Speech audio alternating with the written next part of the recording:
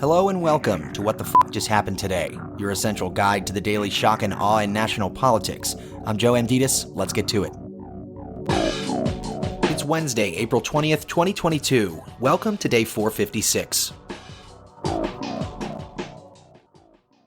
The Biden administration is preparing another $800 million in weapons and assistance to send to Ukraine, which could be approved within the next 36 hours. Last week, Biden approved a package of aid for Ukraine that would provide new capabilities, quote, including artillery systems, artillery rounds, and armored personnel carriers, end quote, as well as the transfer of additional helicopters. Biden also leveled a new round of sanctions against a Russian commercial bank, a Russian oligarch, and, quote, companies operating in Russia's virtual currency mining industry, end quote. At the same time, Treasury Secretary Janet Yellen, Federal Reserve Chair Jeremy Powell, the Finance Minister of Ukraine, and several other finance ministers and central bank governors walked out of a closed-door G20 session when the Russian delegate started talking.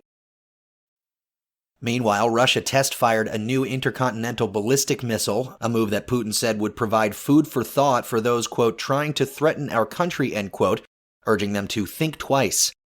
Putin added that the launch, as a show of strength, will, quote, reliably safeguard Russia's security from external threats, end quote.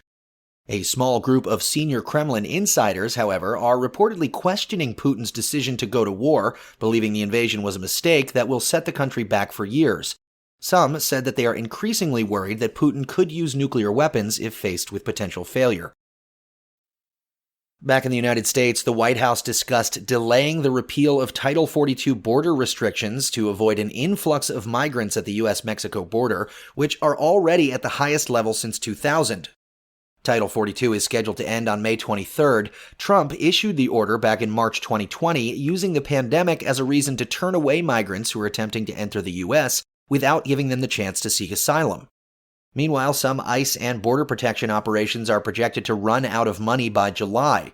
Those projections are based on estimates that as many as 14,000 migrants could begin crossing the U.S. Mexico border per day after Title 42 ends, nearly double the record high in March. In Florida, the state Senate approved a new congressional map proposed by Governor Ron DeSantis that gives Republicans a significant advantage over Democrats. The new map, one of the nation's most aggressive, creates 20 seats that favor Republicans compared to just 8 that favor Democrats. As a result, Republicans are expected to hold 71% of the state's seats. Trump won Florida in 2020 with 51.2% of the vote. And the Florida House is expected to pass the map this week, which Democrats assailed as unconstitutional and a violation of the Voting Rights Act's prohibition on racial gerrymandering. And finally, the judge who tossed out the federal government's transportation mask mandate received a not qualified rating from the American Bar Association in 2020. Still, the Senate voted to confirm U.S. District Judge Kathryn Kimball Mizell to a lifetime appointment following the 2020 presidential election. The Biden administration has relied on the Public Health Service Act to defend its COVID-19 mask mandate on public transport, which gives the government broad authority to prevent the spread of communicable diseases. The administration argues that the mask qualified as sanitation under the law, but Judge Mizell disagreed and instead used her own, much narrower interpretation of the term sanitation. Legal experts say she misunderstood how the federal government operates during a national public health emergency. While all this is happening, meanwhile, a new Omicron variant is gaining a foothold in the U.S., according to the CDC. The new strain, called BA.2.12.1, makes up about a fifth of all new COVID-19 cases in the U.S.